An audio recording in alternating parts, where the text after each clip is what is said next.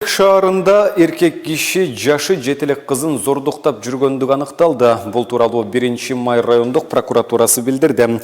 Маалыматка ылайык 2020 жылы 7 февралда милицияга социалдык кызматкер кайрылып, 9 жаштагы кызды 49 жаштагы атасы зордуктап жүргөнүн айткан. 9 жаштагы кыз атасы менен чогуу жашачу, апасы 2 айлык кезинде кетип калган. Ошондон бери кызынан кабар алган эмес. Аталган факты кылмыштардын жана жоруктардын бирдиктүү реестрине жазык кодексинин 161-беренеси менен катталган.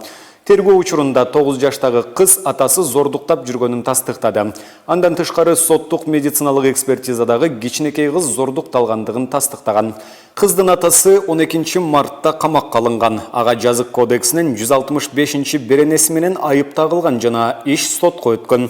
Ошондой эле 1-Май райондук прокуратурасы 12 июнда соттон камакка алынган атаны ата-энелик укугунан ажыратууну суранган.